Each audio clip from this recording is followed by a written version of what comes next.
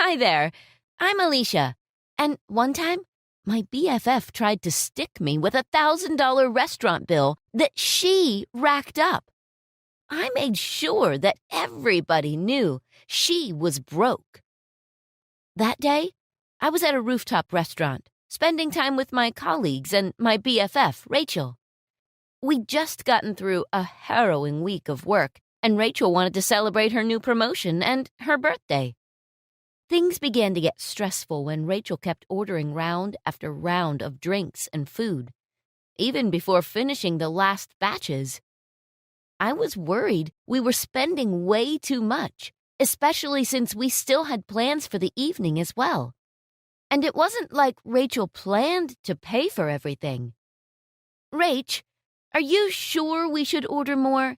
The table barely has any space left, and we still haven't finished the drinks.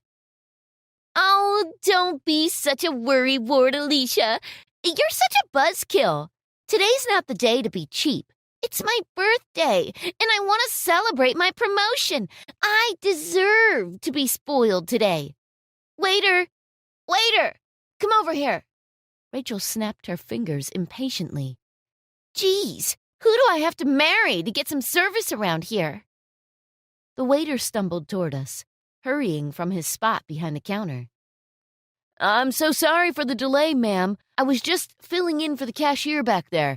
How can I help? Excuses. You charge this much for your food and your service is this slow? Ugh, whatever. Just get us your most expensive drinks and 2 more pizzas. Tell the chef he should send some free cake to the table. It's my birthday. Oh, wow. Happy birthday, miss. Go! I don't need you to greet me. I need you to get on my orders already. Maybe if you dawdled or chatted less, you'd be able to do your job quicker. Seriously. After another muttered apology, the waiter rushed to the kitchen to get Rachel's orders. You didn't have to be mean to the guy. Alicia, just shut up. If you're going to spoil my day, just shut your mouth. The girls laughed. They always loved seeing Rachel snap at me, and I don't even understand why she does that. When it's just the two of us, Rachel's her normal self. The Rachel I knew was my friend I'd had since we were kids. She was quiet, and she never hurt anyone. But as soon as our work friends were around, she'd act all different. It was like she was trying to show off. I went to the restroom, and when I was headed back to our table, I bumped into Jonathan, our waiter. I'm really sorry about how my friends are treating you, especially Rachel. She's not usually like that. And I'd just like to apologize for the things she said to you. I hope you don't take it personally. Jonathan smiled at me. No, don't worry about it at all, miss. It's part of the job. I come across all sorts of customers as a waiter. And besides, honestly, the restaurant could be on fire and it wouldn't bother me a bit. It's my last day today. I'm quitting to be an actor. Oh, wow. An actor, huh? Good for you. Well, when you're all famous and all, don't forget to come back to our little town, you hear? I'm Alicia, by the way. Famous?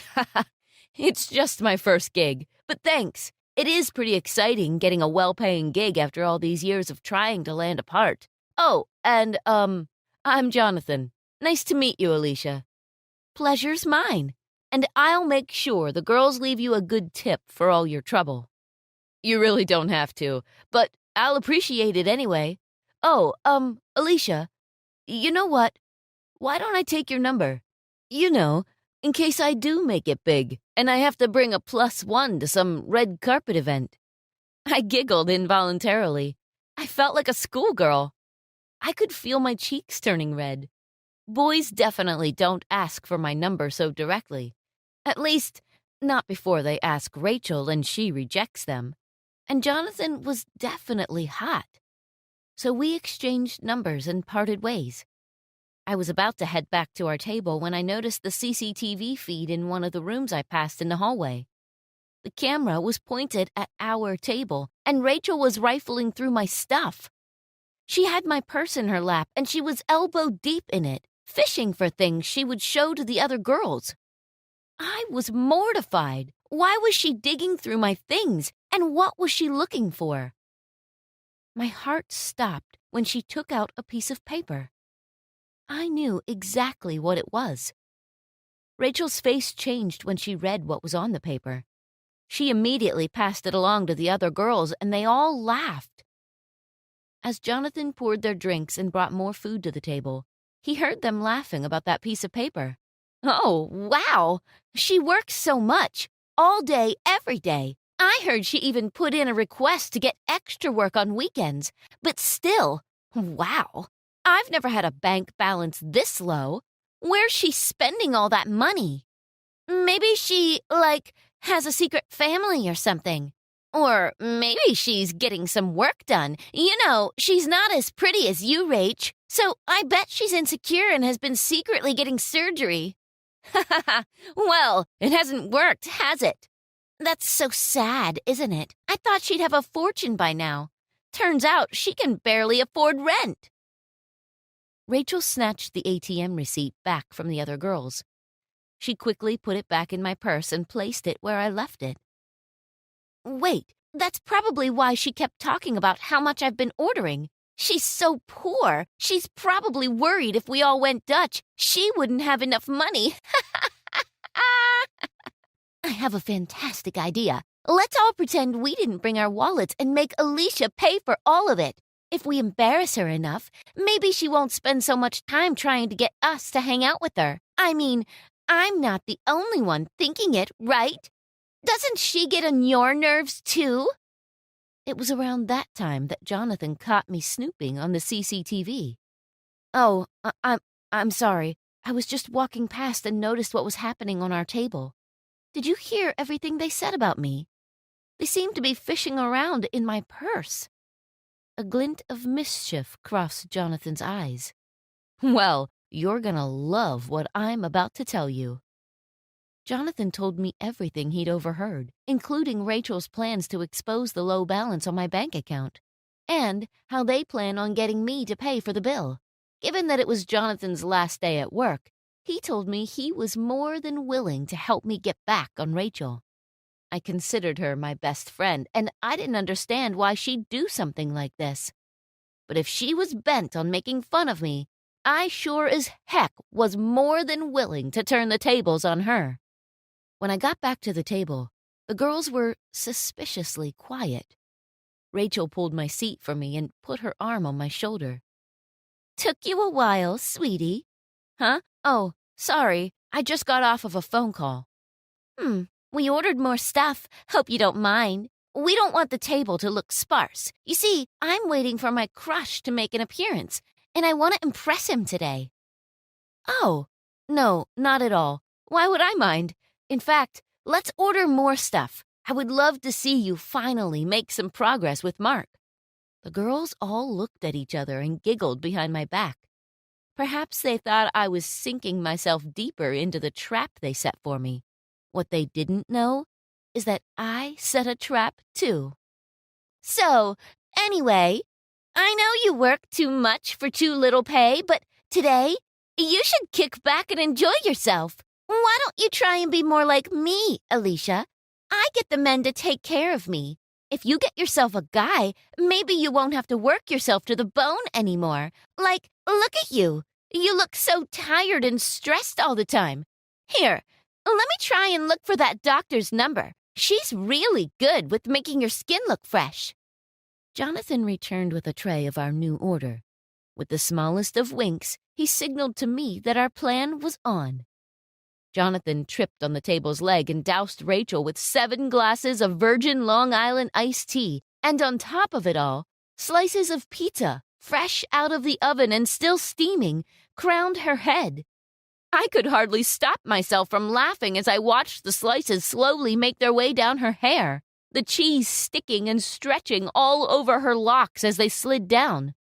Oh, my God!